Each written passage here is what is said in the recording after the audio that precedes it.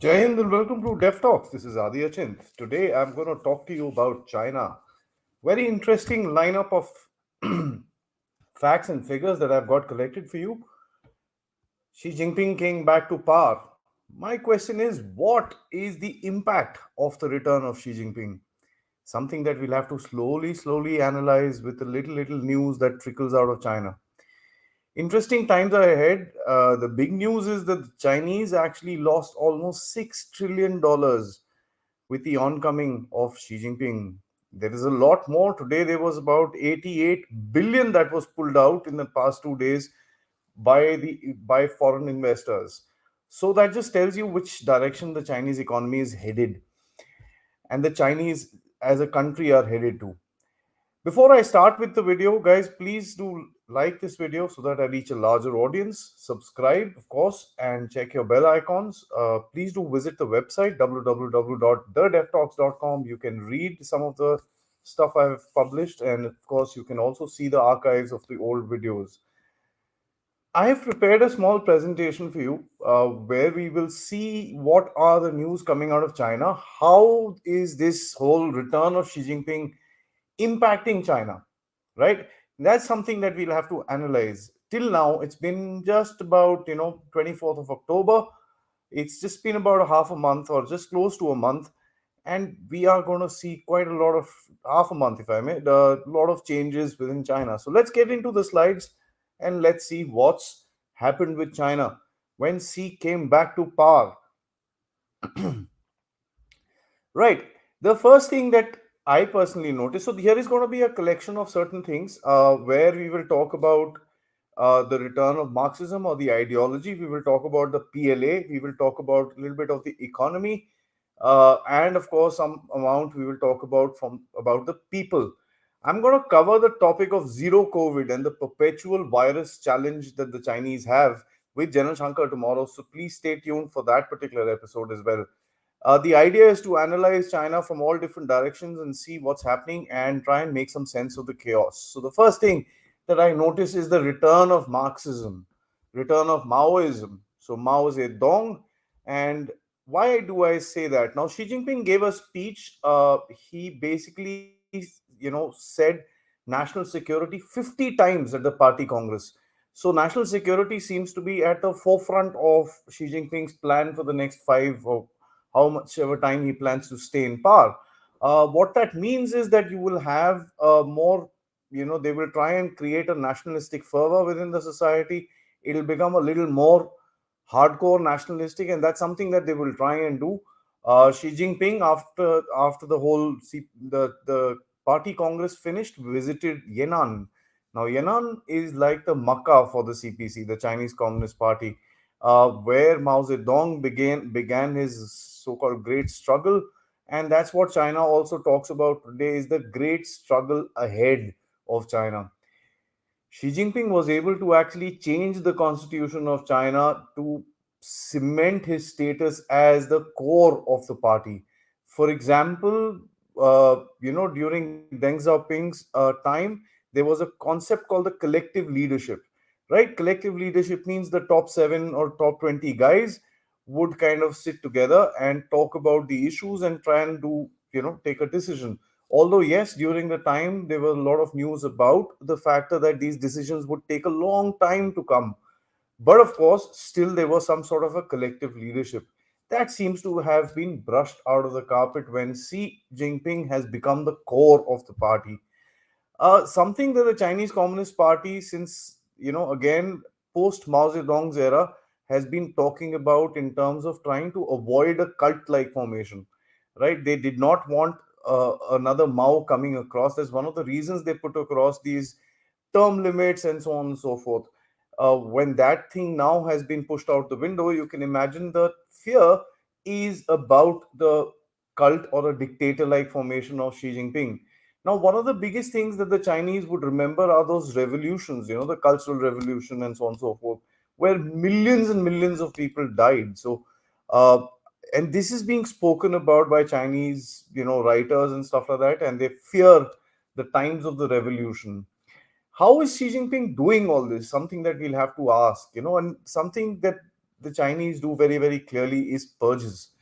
Xi Jinping has been able to purge out 1.4 million people from the Chinese Communist Party itself. These are party members, and some of them very, very senior members. They're part of, some of them are part of the PLA as well, the Chinese army, the Chinese military. He pulled out two of the biggest guys who were, kind of strong at that particular time and put them across.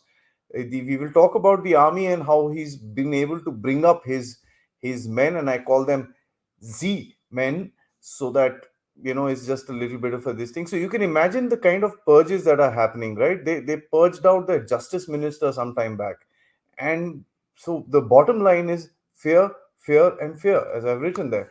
Now, fear is a very basic human, psychosis, which really affects you.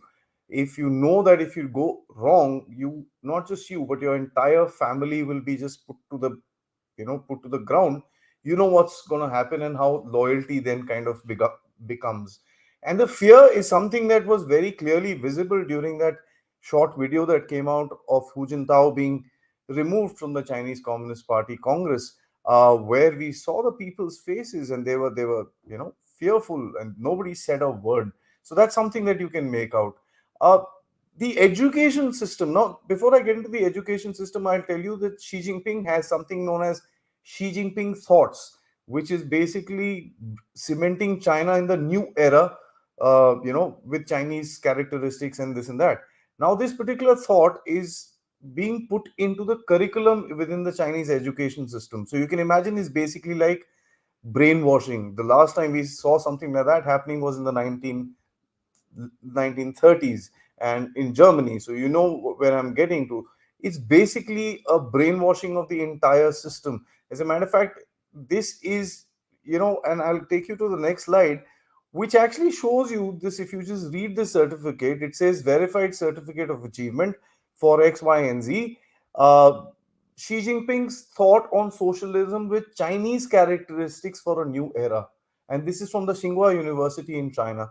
So this basically Xi Jinping's thought is now become a subject where children are, or kids are, or the graduate students, as a matter of fact, are now taking education and trying to figure out what is his particular thought and taking it forward. So that's the kind of extreme that Xi Jinping's thought is being taken to, and that's the reason why I wanted to show you this, is to make you understand the core leader status that Xi Jinping has been able to achieve for himself.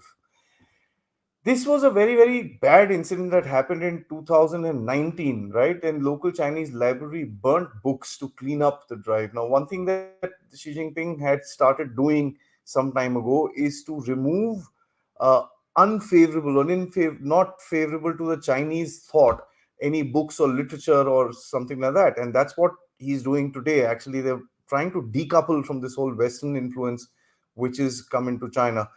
This library was burning books, and that's the worst thing that you can do ever. Not, you keep them aside, don't let people see them, but why burn this? And there was a huge online fervor that started up in China, and these officials were brought to bear by the Chinese authorities. But you can imagine the thought process that is going to. And something that we need to understand before I get into the PLA is that, there is a simple thing we need to understand about the mindset of this whole communism, Marxist ideology, is that they want to be within themselves, right? So they don't want, the Chinese growth till today has been all private sector and opening up and this and that. On the face of it, they're talking about opening up, but when they do stuff like this, is basically creating the one man show.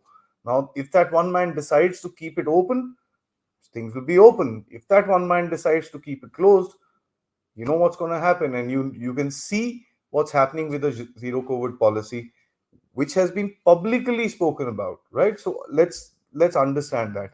Now, the PLA is very critical because Xi Jinping also heads the the Central Military Commission. He's the chairman of all things. I mean, if there's something in China, he's like the boss of it. So let's not debate that.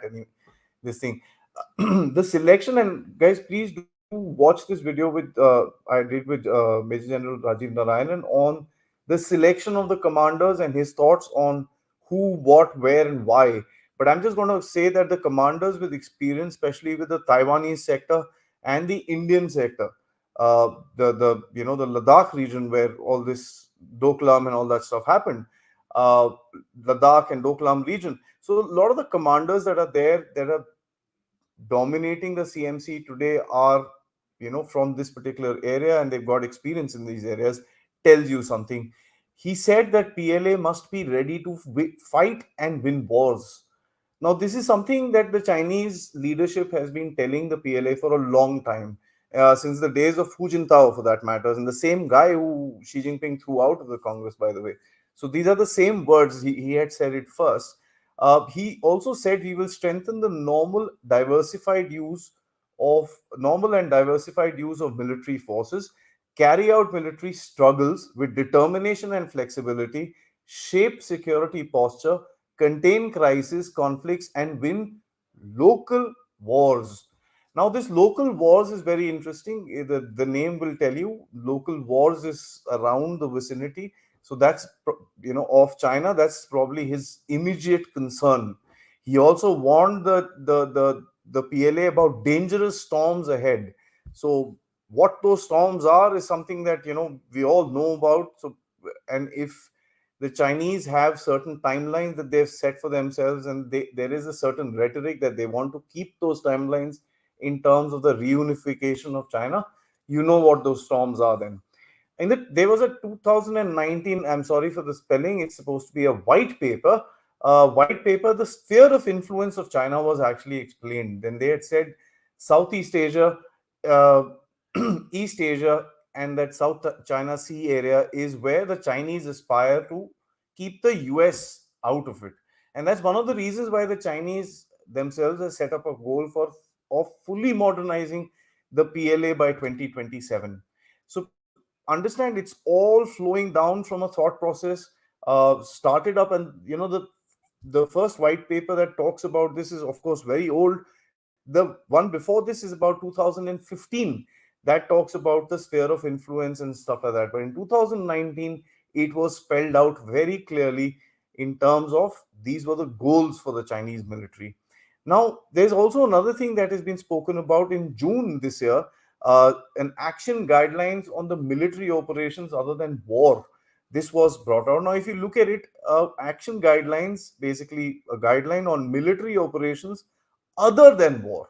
Now, what can be other than war, and why is it that this particular thought has come out? So, let's understand what can be other than war is basically focus on domestic, troubles. They've got issues in Tibet, they've got issues in Xinjiang, they've got probably issues in some other places as well in the Lower Mongolia, Inner Mongolia region. So this also tells you that the Chinese leadership is fixing to be able to deploy the PLA and ensure that situations can be brought into control. Why did this particular thought process come? One thing that we realized is that during this whole COVID crisis, they have had to control the cities in order to lock them down with so many people, of course. And in certain places, they've had to deploy the military. They also had to deploy the military to, mobilize themselves in terms of their supplies to one region to the other when the outbreak started. So that's something that they realized that they will have to depend on their military to do this. Now this is for them is a new thing. You can imagine the Indian military and the kind of work the Indian Air Force, Army, and the Navy did during the COVID crisis was not because of a guideline issued by the government. It was a task that needed to be done, and they just did it. But here in China, the just the fair reason that they are issuing a guideline tells you the disconnect between the leadership and the military. No matter the head may be the same. They also had a very very bad experience evacuating their citizens from Ukraine. You can Google this out, and there's a huge this thing. And the Chinese citizens actually compared themselves to Indians who were evacuated using all possible means and forms from the war zone, but the Chinese was left behind. So that's something that they did not like. Internal problems, I also would like to take your memory back to the point when uh, there was a bank crisis and bank strikes in Henan region, where the banks were not giving out the money because they had kind of gone bankrupt. the Chinese had to deploy tanks and armed soldiers in that entire region to ensure that the place was kept under control. So they're probably taking out guidelines for internal security. Remember, the Chinese military budget is more bent towards internal security than their external defense. So, yes, they've got a large military force and this and that. You can imagine with the money that they're spending on that, there is a lot more they spend towards the internal security of China. Is one of the most monitored places in the world because, I mean, in the main cities, you've got cameras everywhere, including facial recognition and stuff like that. So I was telling you, promotes three generals with LAC experience. So this is something that I wanted to show you. Of course, he visited this first week of November. He went to the CMC. This is now the new core team of the CNC. And as I was telling you, he warned of dangerous storms ahead, reflecting China's assertive stance, and that's what this this thing says. But dangerous storms is very interesting because it tells you that the Chinese are looking for, I mean, they're not looking for trouble, but they know there is going to be some trouble ahead. This is the loyalist, and as I said, the Z men of China today. So of the PLA, if I may. Now, a couple of things I'd like to actually talk about is he said we will strengthen the party building across the board in the People's Armed Forces to ensure that they always obey the party's command. Now, I'd like to repeat that. They will have to strengthen it. And last line, they always obey the party's command. Now, this is what Xi Jinping said. Now, I'm going to put my little thought across is that, you know, one thing is that the increasing scope, and as I've written there, with regards to the self critiques that keeps coming out, the Chinese president keeps telling the Central Military Commission, this needs to be done, that needs to be done, and pretty much in public, that just tells you the kind of confidence that the senior party leadership has within the PLA. And now these are two instances I've told you where they've had to actually control the PLA in order to ensure that they're doing what they needed to do. One, I told you about this whole guidelines that was issued, action guidelines for military operations other than war, and the second one I'm talking about is this, that this is exactly, these are his words, to ensure that they always obey the party's command. It tells you the weakness within the PLA itself and the weakness of the linkage between the leadership and the PLA itself. Now, the weakness that came out very blatantly in the public, of course, the entire media highlight was about Western pilots training the Chinese Air Force and the Chinese pilots on Western tactics. Everybody looked at it as a betrayal or these people as traitors and stuff like that. Let's look at it from another angle.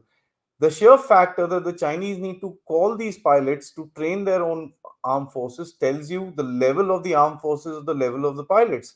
Some of these guys, I am told, are naval pilots who are trying to teach the Chinese how to do carrier operations, right? So it's not something which is very very good in terms of the PLA and in terms of what the Chinese have to do with it.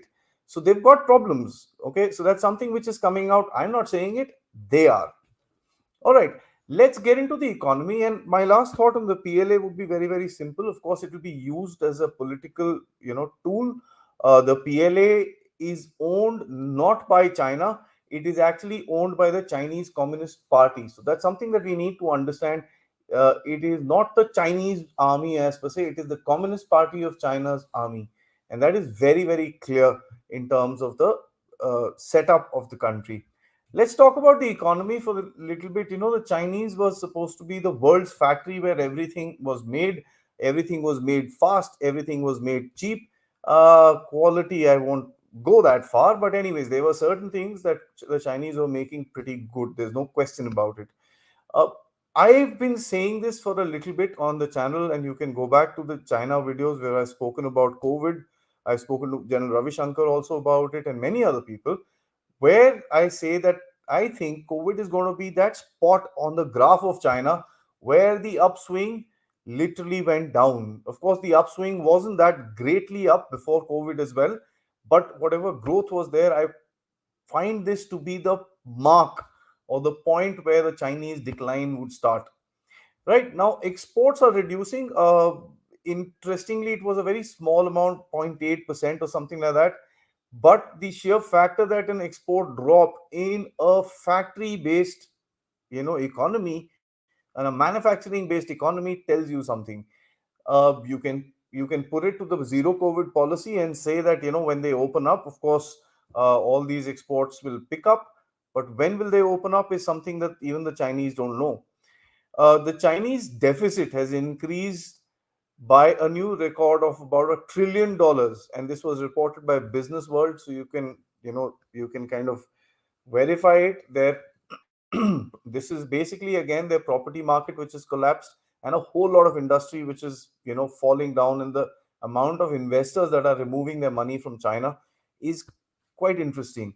The Hong Kong markets and the Chinese yuan have seen some dip. I will talk about this. I've actually done a little bit of a study on this, so we'll go forward and talk about it. The Chinese yuan also I will talk about when we go forward. Uh, and these are reports which have come out from Goldman Sachs, so it's very very clear. And to the subject of my talk today, which is the $6 trillion loss, and I will show you how much $6 trillion is in terms of just a comparison as to what it means to lose that kind of money. Right, of course, Apple had cut because of the whole Apple plant incident. I'm sure all of us know this plant was locked down. It is still under lockdown, and a lot of people kind of climbed up the fences, jumped out, and started walking on the roads and stuff like that. But the Apple has cut the outlook of iPhone production, and they are telling people, okay, there might be delays. Right, so China locks down world's largest iPhone factory, and it is a sad incident with the amount of people that had to jump out of the fences and stuff like that. Now, Business Insider did a very interesting report, and he said that the Chinese leaders' grab to power fueled a $6 trillion stock sell off and yuan's decline. These four charts capture the market meltdown. So I've got these four charts. This report came out on the 30th of October. That is exactly 6 days or the seventh day running after Xi Jinping reassumed his position of the Chinese leader. The first graph talks about Hong Kong listed stocks, which plummeted. You can see it is, October 25th, and it just went down after that. The Hang Seng plummeted, which is basically again a Chinese market. The Chinese yuan fell down against the dollar in 2022, and US listed Chinese tech stocks. This is about a 15% drop, in terms of what is their entire value. Now you can imagine in 6 days the Chinese lost that much. This particular news is from the February 28, 2020, and I'd like to take you back to the days that this was just the beginning of the COVID crisis. People had started talking about it. China lockdown videos had started coming out. We've seen a lot of stuff, and there was a sort of a scare in the global market. Now, when this thing came out, the global stock markets lost 6 trillion value in 6 days. I showed you the same loss that the Chinese faced with Xi Jinping coming out with a report with the figures that I've shown you here. You can imagine. Now, C6, and this is again Bloomberg, so it's not just Business Insider. A lot of other people are talking about it. Xi's 6 trillion route shows China market serves the party first. A lot of people now say that the Chinese leader Xi Jinping's focus is not towards the economy anymore, and he wants to kind of get his Maoism and Marxism principles into place. He wants to get the PLA fixed up. He probably has plans for Taiwan and some plans for India and some plans here and some plans there, but economy isn't one of them. He wants to basically cut down the common prosperity with through the common prosperity laws, cut down this whole large wealth that was collected in private hands. He doesn't like it. It is today come down to be a crime to be rich in China, right? So this is not a said thing, but this is something which is being spoken about. Okay, Goldman Sachs today says now the main problem we all know is that the Chinese are still under lockdown. I mean, we guys roam around masks, and today we are all vaccinated and everything is, hunky dory. Goldman Sachs says China is still months away from reopening. This is what Goldman Sachs says. Now, what China says is very simple. Chinese are saying that we need to have a vaccine, right? Without a vaccine, they would not be able to open. Now, I think they had vaccines. I don't know what happened to those. Question, question, question. Especially to the WHO, who approved those vaccines and they were put across, especially in the Middle East, to a lot of countries. Uh, you know, the Middle East quickly switched. The Chinese haven't. So you know what's happening in China. You know why it's happening in China. One of the things that you know, and I was telling you that Xi Jinping is focused purely towards, his goals as far as the Communist Party is concerned, and not towards the Chinese economy. Is that this little passage I've taken out from a very beautifully written article. He says that the economic realm of many of those earning promotions were more versed in the party ideology and politics rather than technical know-how, and even as a large number of economic experience and technocrat skills people head for the exit. The man slated to be China's next vice premier overseeing the economy, He Lifeng, 67, who is now head of the National Development and Reform Commission, has an economics PhD from Xiamen University.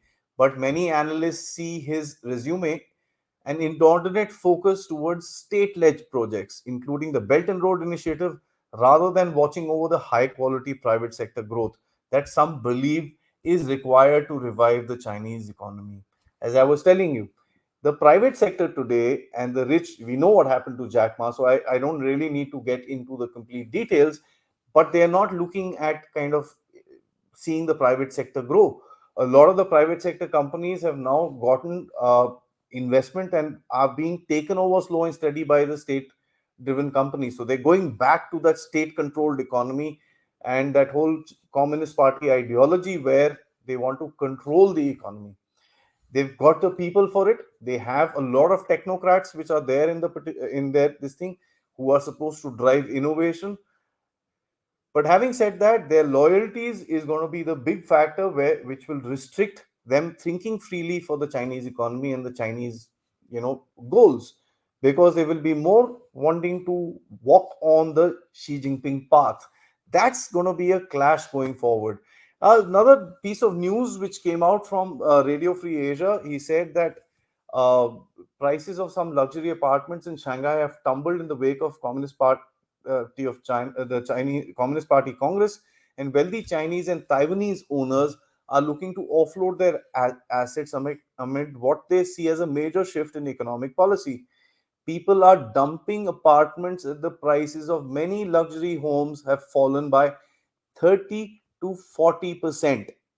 They're all getting out, a local real estate dealer said. Now, this is a very interesting piece of news where the Shanghai apartments, we all know what happened in Shanghai.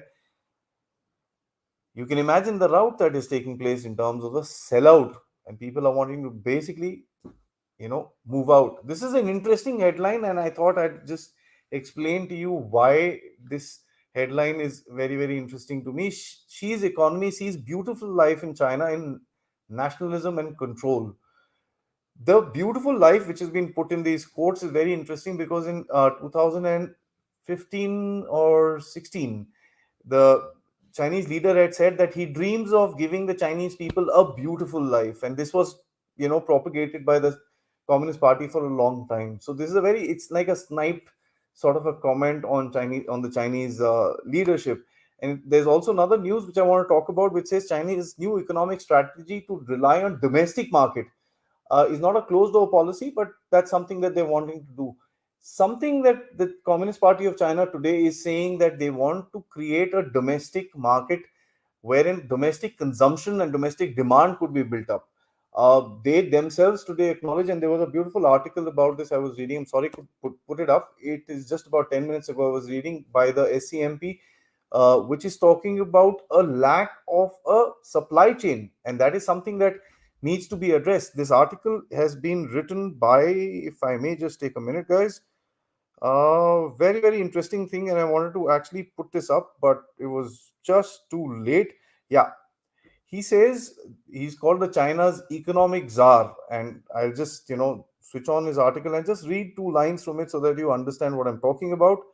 Uh, he says sends a rare message, public message, warning to future policy makers. His name was Vice Premier Lu He.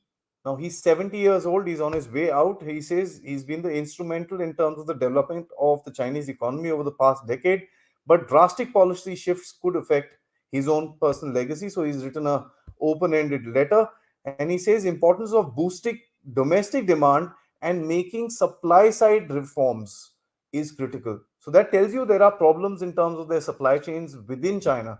Of course, with this whole lockdown, those things would be obviously very, very bad.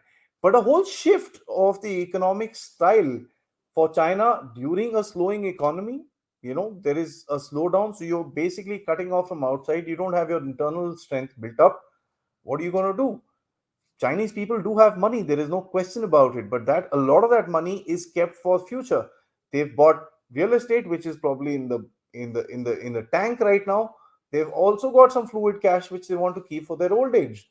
Remember, there's no pension system or something like that in China, and they don't have these kind of schemes for the old age. So people actually need to save. One of the reasons the savings, personal savings in China are very, very high. And there are a lot of reports. I mean, you can actually just Google it and see there are a lot of reports about it. A lot of people have been doing studies since 2006 trying to find out why this, personal saving is so high.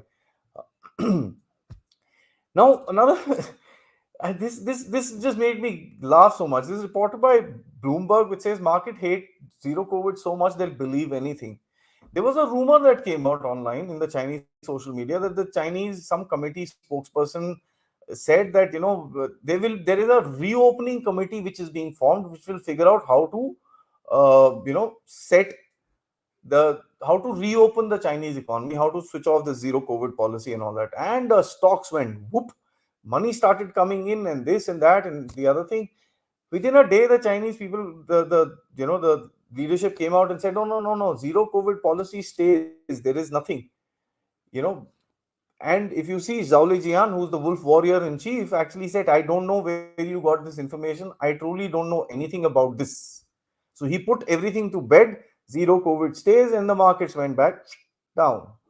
So it's such a volatile sort of an environment that a rumor actually could take up the markets. And guys, if this happens too many times, you know what foreign investors are going to do? They're going to realize that there is a lot of uncertainty, which is very, very clear. So who will invest in an uncertain market? Now,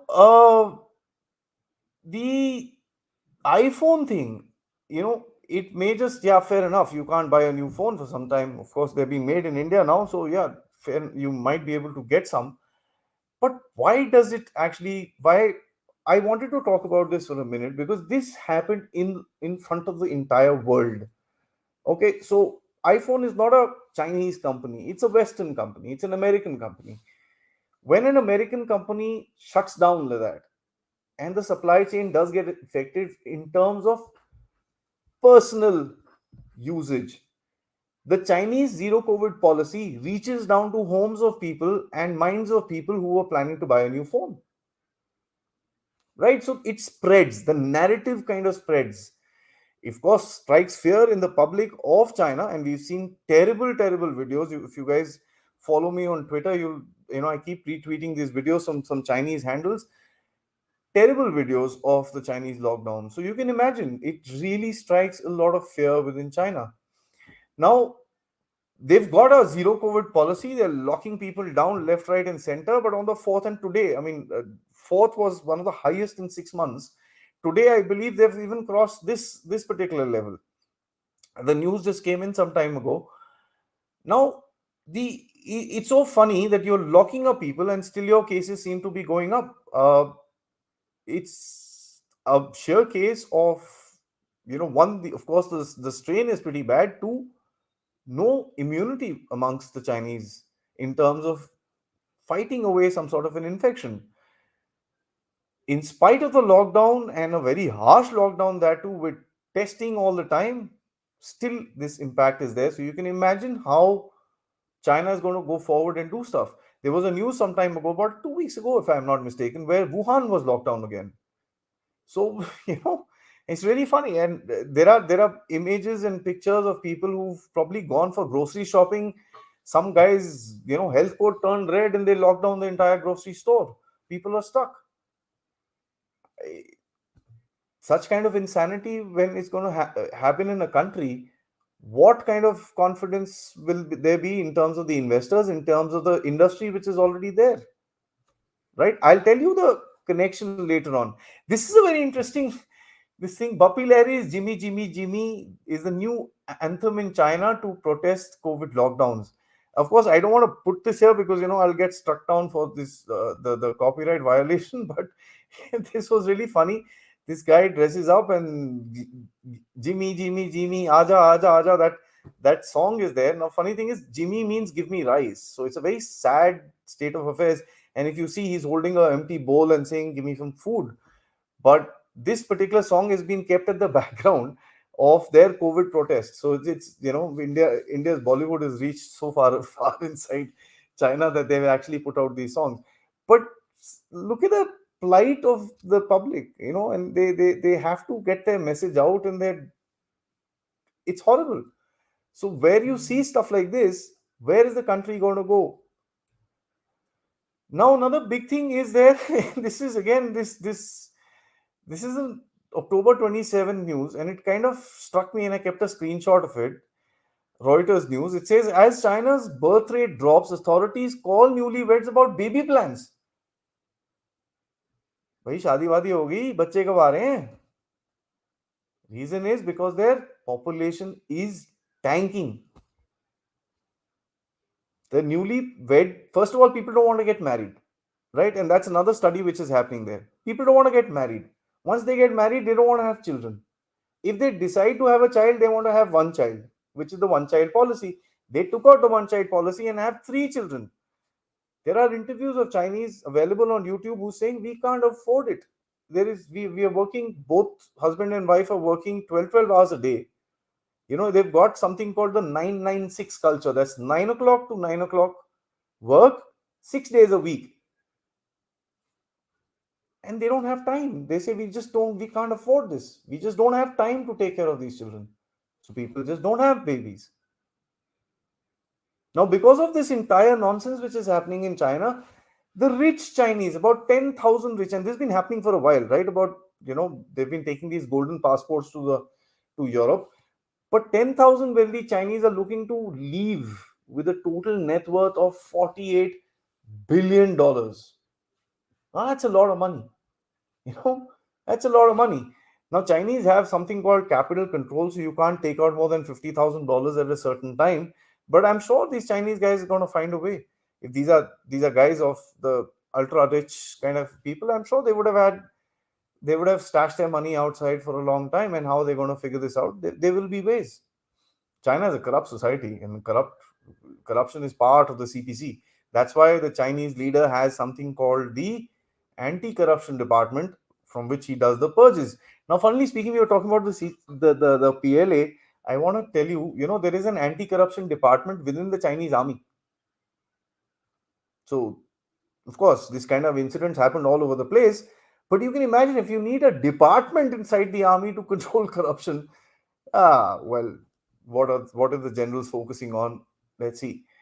Now, this is what Chinese people have to do. Now, I was telling you, people want to leave, but we now realize that Chinese have illegal police stations in Netherlands, in Canada. So these guys poor things will get all their money or whatever left of it and go abroad and try and make a new life. But the Chinese police is going to be still there hounding them. And that's really, really amazing. And these countries in the West who call themselves beacons of democracy and freedom of speech and this and that, and are allowing this kind of stuff to happen in their countries. And now, yes, there's a big row in Canada where people are accusing Justin Trudeau to this and that and the other, and Netherlands as well. There was a big row, but this has been going on for such a long time. Right? So Chinese people are being tracked all over the world, and there's just no two saying about it. This is interesting. This is called, and this cartoon came out from the South China Morning Post, where it is basically about the lying flat movement, right? So the youth of China, as it is, the population is falling. The demography of China is so that the aged people are going up. Okay, there are no new ones coming in, so of course the older the age is going up, the average age is going up. Now the younger people are saying, yeah, my parents have worked all their life, they don't have anything, they don't do anything, I'll just do little here and there and get what I need to get with me and survive, basically lying flat. Some of these guys just don't want to work because their parents have had enough money. They say, boss, हमारे पास काफी है, we'll survive our life, हमको कुछ करना ही नहीं है, we will just not do anything. So it's called the lying flat movement. Now this lying flat movement actually picked up to a movement called Bailan, which is called Let It Rot.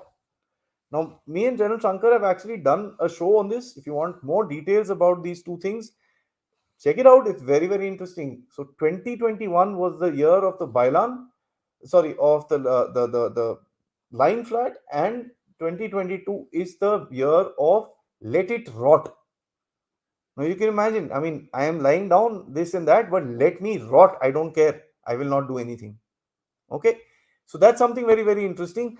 The zero COVID policy, again, as I said it in the beginning of this show, I'm going to be talking to General Shankar about this. We want to do a little bit of a deeper dive into the zero COVID policy and see what is happening. Is there something that the Chinese are doing to try and improve this condition, or is there something which is we are going to see continuing on? Is there something behind the zero COVID policy that the Chinese are trying to achieve? What is it? How are they going to do this? Is something that we need to understand. So stay tuned for tomorrow and figure this out. Guys, I'm coming to the end of my presentation. You have some thoughts, some questions. Please do put it up here. There's a last slide where I want to put across 3-4 things in terms of my thoughts. And of course, I will take some comments and questions from you guys. We're already at about 40 minutes. So please do rush in and put in your questions and comments if you have any about the presentation, about anything that I probably would have missed, or and you guys know about China. Of course, yes, please do like this video, subscribe to the channel, hit the bell icon to make sure that you get notifications. If you can, do contribute to the Dev Talks efforts. Understand, it's a 31 slide presentation. It takes a lot of time to do this. I've also written a very nice article about this. It's a little lengthy article, which I'll try and get published and share it with all of you, uh, where I've gone into a little more detail than what I've done here. Of course, I can't put across a lot of things in a talk because it'll just drag on and on and on. So yeah, let's get back to what I want to say about what I've compiled together.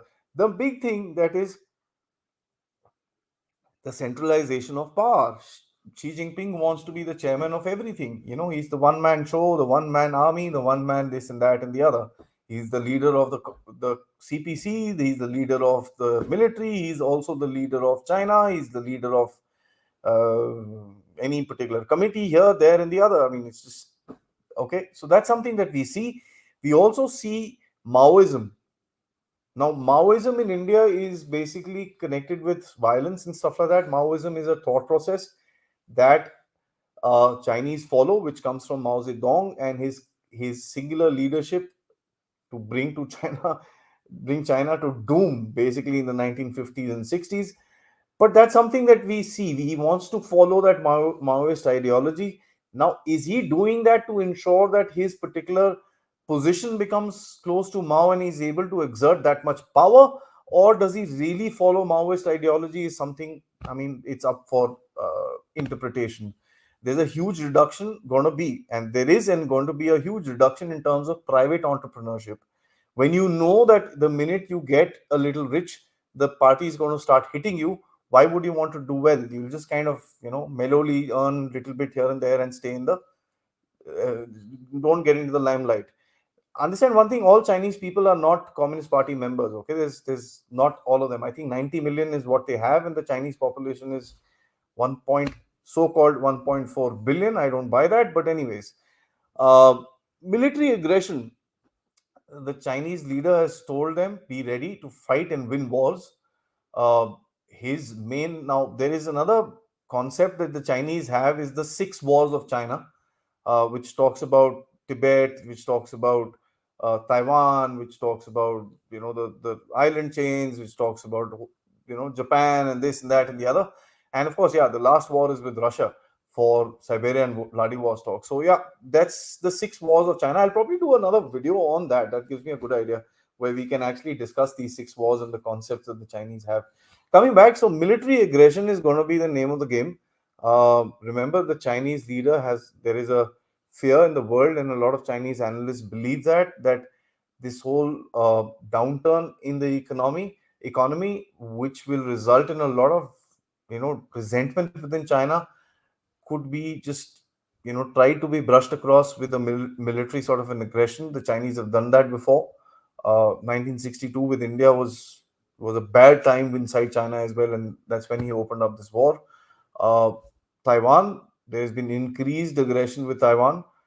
There is a lot of flying which happens in this particular region. There's a lot of, I mean, the ADIZ today, the Air Defense Identification Zone, more or less has been, wiped off the mat, because previously they used to come close to the ADIZ and turn off. Nowadays they are crossing the ADIZ, and not just in the air, on water as well. Something I want to tell you about that little bit of Chinese history. I was listening to a very, very interesting person who has a little bit of an insight, and he was basically giving this talk, and he said that if you look at Chinese history, uh, there are only basically two reasons why leaders fall, or rulers fail, or the kingdoms collapse, or stuff like that. Okay, so there are two reasons. One, if you're not able to feed the Chinese people. Two, if the Chinese people are attacked by foreign aggressors, and basically they lose the conflict, which the Chinese have for a long, long time since history. But anyways, so the first one is very critical. If you're not able to feed your people, now we know China owns about 50% of the wheat reserves of the world. They've been hoarding food for a long time, right? When food prices go up, there was a shortage of pork for some time ago, there was shortage of vegetables and stuff like that. There is problems within China, and the Chinese leaders are very fearful of this. As far as food is concerned, they are very, very, very fearful of this. We also know, in terms of foreign aggression, of course, no country will tolerate foreign aggressors. No country will, kind of tolerate anybody coming close to their waters and stuff like that. But the reaction of China is very, very strong, especially in terms of Taiwan. Anybody hints at their independence, they fly off into a rage. There is a historical aspect to it, because since in the 20th century, Taiwan was basically occupied by China, and most of the invasions of China that came by was done by the Japanese, was done by the base of Taiwan. So they've got this thing that Taiwan is something that we need to take to ensure our security. Of course, if you look at the map, you also realize Taiwan is right very close to the Chinese mainland, and if Taiwan is inimical to China, they cannot seamlessly go into the South China Sea without having a threat from Taiwan as well. Uh, the last concept is now philosophical, and I don't know, this is something that came to my mind. I just want to see what you guys feel about it. I personally think that Xi Jinping has been able to scare the Chinese people to believe that only he can save his establishment as the core leader, his thought process being taught in the school, his word being the last, he being the head of pretty much everything in China, is going to make him a leader, which is so-called the North Korean great leaders, and in a different level altogether. And is it the factor that, one, fear psychosis, and two, the philosophical aspect of it is that he's been able to convince the Chinese people that only he can actually get them out of the problems that they have? Something that we need to think about.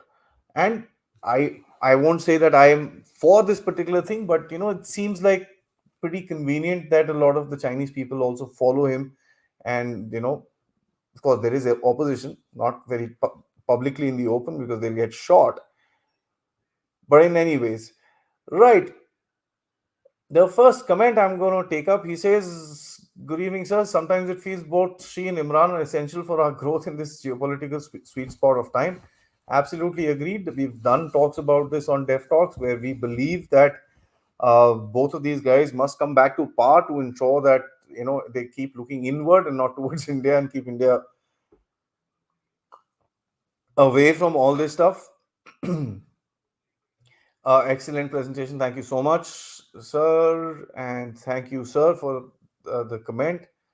I try and do these presentations in these slideshows. One, it is I can put a lot of information that I might not remember. Of course, if you notice, I talk a lot more than what is there on the slides, but I can also substantiate what I'm trying to say with actual news articles that have come from trusted these things. The next comment says, while yuan route is true, Indian rupees follow the same trajectory. What happens to Indian manufacturing sector is crucial. What is your take on Indian performance in backdrop of the Chinese fall? Well, sir, if you listen to the IMF, they say India is the only bright beacon in this whole dark black world of an economic crisis. You are absolutely true that the Indian rupee has been taking a lot of beating in terms of its comparison with the dollar. That has a lot to do with the global slowdown. That has a lot to do with oil prices. That has a lot to do with higher requirements of dollars across the world, and a lot to do with the Fed, US Fed, who's increasing interest rates. The manufacturing sector is critical. There is just no question about it. A lot is being done, PLI and this and that. A lot needs to be done, no questions asked. But if India is able to get a certain amount of manufacturing, now please understand, I am of the thought process that we should not try and become another China and pretty much manufacture low quality, low grade products for the world and flood their markets. That's something that we should not do. We should be able to manufacture, capture a certain demand in the particular world and manufacture those products.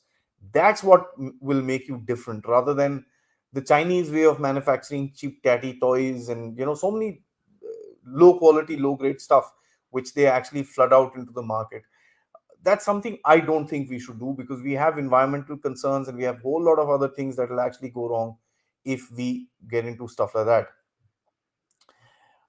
They would probably get more positive numbers because of very poor quality of testing kits, which would give more false positive results. I agree with you. And there's another thing I want to talk to you about. Is that, have you ever seen these videos of these mass testing sites and stuff like that? One of the funniest things that I find is that they're supposed to have these I forget, social distancing, right? It's such an old concept, you kind of forget it out. uh, they're supposed to stand in social distance, and yeah, in the big cities they do, but there are these places where they're just on top of each other. Mask is here, banda uske upar, this that. You think the infection won't spread? And collecting almost an entire city down for tests every damn morning, people are going to stand there and talk, like this is going to happen. I remember personally in the second lockdown, when the things were really really bad, we were not kind of interacting with people. We knew this thing is going to go sometime, but we just kept our distance from people. We knew that, and you sanitize yourself within your house and you stay. And that's what was expected out of us. Now, if you drag everybody out into a room and onto a hall where people are sick and this and that, and everybody else will fall sick. So yeah, and of course their immunity levels and their vaccines are absolutely crazy. You know, there's just no question about it, right? Let's move forward. Urban Naxals, in their like in our country, must go to their Swarga built by their famous ideological emperor, the great Z, and must feel the essence of the freedom there. You know, there's an interesting, you brought out a very interesting point, which actually tells you, there are a lot of the Communist Party members within India actually consider Xi Jinping their boss. uh, I'm not saying that, there are interviews, so I normally don't comment about it, but this particular communism factor is something I mean, there's a good old saying: if you're 20 and not a communist, there's something wrong with you, and if you're 40 and still a communist, there's definitely something wrong with you. So yeah, that's where my answer rests. There are so many problems in the economy. 1 trillion railway, God knows how much is in real estate, almost 1 trillion loss in each tech sector, 6 trillion in market share loss, semiconductor meltdown, having no access. Sir, this is just the tip of the iceberg. Please understand, if you are locking up people, your production levels are going to fall. You've already seen an export drop. Decoupling is another thing I am not spoken about here, but that's a reality. One of the things that you will realize with this kind of nonsense that you will doing with your workforce is that you're actually helping the world decouple from you. I mean, if nothing else, I think Xi Jinping is one of his guiding principles would be to allow the Chinese to decouple from the rest of the world and kind of, this thing. Understand it, you're absolutely right. There's no question. And that railway I know you're talking about is the Shanghai Beijing Railway, which high speed train, which gives them a loss of about 1.2 billion a year. And so there are multiple other railways combined together. The loss is pretty large. $6 trillion went off in 6 days, which the world lost in a month after the COVID outbreak that came out and the uncertainty that the world went through. So yeah, you're absolutely correct. There will be any bilateral talks at G20. Are there chances of PLA retreating back as they are also reeling under economic pressures? That's a very good question. Now, PLA, as far as this is concerned, understand, I don't think there will be any move at the moment because Xi Jinping needs to show a little bit of strength. They're moving back in terms of what happened with the SEO was basically a give and take. Um, that's what I feel. They wanted to go back. They said, okay, you come here, we'll go back, and this and that. G20 is going to be interesting. The more focus is going to be on the Russia factor. The announcement and confirmation of Biden and Xi meeting would be on the higher priority for him. I don't think tussle with India is going to be on a priority for Xi Jinping at the moment. I think they are going to keep their troops there. We are heading into winters. It's terrible conditions. We know a lot of them have been lost. As a matter of fact, I think somebody put it out on Twitter also, a photograph of somebody visiting one of these Galwan graves who says that 110 of our soldiers have died and they are buried here. So you can imagine. But they would kind of keep this last pressure point on till the time they can sustain it. Of course, that's something that I feel is going to be done. Population aging and going down rapidly. They also have Tibet and Xinjiang problems. They have so many enemies, no food security, water, drought. God damn, that country has a lot of problems. Yeah, sir, I think an hour is not enough to discuss what is wrong with China. One of the things that you must know about China is most of it is self-inflicted. They do this to themselves. So, and then they talk about it. So, and funnily speaking, a lot of people, when I started studying China a little bit about 2 years ago, I thought that how do I kind of understand what is happening in China because I don't know the language. I tried doing Google Translate and this and that, it doesn't work. And then slow and steady, I kind of realized that if you actually just read the news, you'll have to kind of interpret the news a little bit and try and understand what the Chinese are saying. Sometimes you have to think completely the opposite, but yeah, that's how it is. See two, three places, you'll kind of be able to get a picture of what is actually happening and what are they saying. A lot of their stuff is actually mentioned on their websites called PLA Daily in terms of their military and stuff like that. They talk about this whole reviews being done, which is what beg to ask me the question: why are they doing this review all the time? Is their military that bad? I mean, that's common sense, right? How much of the semiconductor supply chain will shift into India? Sir, I hope all of it comes. There's no question about it. Yes, there is about a $7 to $8 billion worth of an investment which has happened with Taiwan. Recently, the Taiwanese commerce minister, defense deputy commerce minister was in India. I'm sure these deals are being signed, but I don't think they're going to be spoken about in the open. Having said that, sir, semiconductors is a very, very high tech industry. Even if we set it up today as we speak, it's going to take a couple of years for it to get, streamlined and produce the product that you're looking for. Today's trend is 7 nanochips. I don't know what's it going to be going forward. We will have to catch up with this technology and get this thing going because a supply chain based upon anything related to China today is going to be very difficult uh, to kind of sustain. You also ask, looking how Chinese infrastructure development system has failed. What lesson should India learn since we need to urbanize? So the Chinese overdid it. Nothing else. They just went and built and built and built and built and built and built and built. And I'm of the firm believer this whole Belt and Road initiative was to support the construction industry that was on a high gear when they built up everything they had to in within China in terms of its eastern SEZs, the special economic zones, where you're allowed to go. By the way, the rest of the country you're not. When they finished that construction, they had to put out this whole. They had to keep this industry alive. So they thought, okay, let's start, kind of exporting this effort. And that's when the concept of the Belt and Road came out. Of course, they had a lot of other strategic nuances that they wanted to take, but I personally believe it was a very badly thought out of project. They went into all the wrong places, did all the wrong things, and now they pretty much don't have even a single project that is giving them, you know anything of worth. Look at Pakistan, look at Myanmar. They've made something, they've still not been able to do anything with Nepal. The road is coming, and this and that and the other. Their road to Europe is kind of bogged down with the war in Ukraine today. They've got issues. Okay, so they've overplanned, and they've not been able to kind of compensate for what they're doing. Now they want to invest some more in Pakistan, by the way, $10 billion. So good luck to them. Of course, we know that is just to buy Pakistan's loyalties. Just the beginning. Soon, Indian Chinese stooges will also cry red in India. We must be well aware of that. These Chinese stooges attacked Foxconn iPhone manufacturing plant in Karnataka on Chinese behest. Absolutely, sir. The Chinese will do this. This is. Let me tell you something. There's something called the three warfare strategy of China, which is called the psychological warfare, the media warfare, and the legal warfare. They will use these things against you. They will play with your people against you. If you think that you have a lot of loyalty today in India and everybody is kind of, all structured together for, growth of the country and stuff like that, they will find a person who is not, and they will give him, and they will create chaos within your country. If you're saying, oh, my country is getting beautifully set up and this and that and everything, they will create issues for you. That's what they do. They will make you look inwards. Exactly what we kind of feel today. And the first comment of the evening spoke about Imran Khan and Xi Jinping. And I said, these are guys who are going to keep their country in chaos. So they are looking inward rather than outward. So it's safer for India. They would want India to look inwards.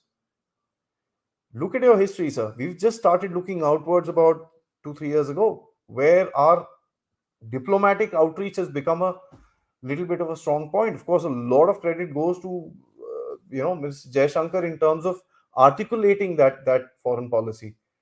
But that's the reality.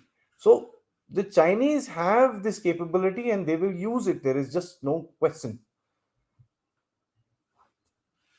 It is more like psychological thought process and philosophy that only he saves them. Yeah, well, it's like embedding ideology into brains of those people through a brute feeding on from a schooling age. That's exactly where I got that thought from, sir. Thank you so much for picking that up, because I realized, and that's what I said, if they're doing this from a younger age, what they're trying to do, they're basically trying to say that he's the only guy who can do anything. Now, I I mean, that just tells you the kind of indoctrination you're putting one through, right?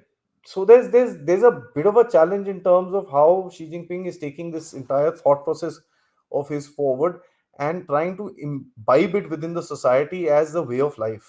That's interesting to me, right? And the last question: With this economic crisis lead to the reduction in PLA budget? Sir, economic crisis, yes, but the Chinese still have a lot of money. Uh, if they sort out their zero COVID policy, they should be able to bounce back out of a lot of the problems that they're facing today. If they don't, then they're going to crash. But the crash is still not going to be as what we suppose, that it'll just break up and this and that. All that will not happen. The Chinese are still pretty strong. PLA budget, I don't think so, sir, because the focus this time, as you saw, one of my first slides is on national security. That's one of the highest mentioned items by Xi Jinping during his speech, 50 times. So, reduction of PLA budget, very, very less likely. Right, that's all I have for today. It's been an hour and 4 minutes. Thank you so much for joining me for this discussion. I'm sure I was able to convey what I was wanting to tell you in terms of what has happened to China after Xi Jinping has taken power. And I'm just telling you, this is under a month, probably an initial analysis. Of course, the whole story will open out in a couple of days, sorry, couple of months, years, and for time to come, at least for the next 5 years, till Xi Jinping has his position stabilized.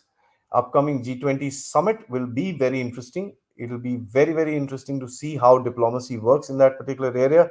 with an active war in Europe and a lot of other crises which is happening all around the world. Before I sign off, guys, like, subscribe, bell icons, and of course, yes, if you can, please do contribute to the Dev Talks effort by becoming a member, by clicking join. You can also send us super stickers or super chats by just clicking thanks. You can directly contribute to me on the UPI number mentioned below the screen. Don't forget to visit the website on www.thedevtalks.com.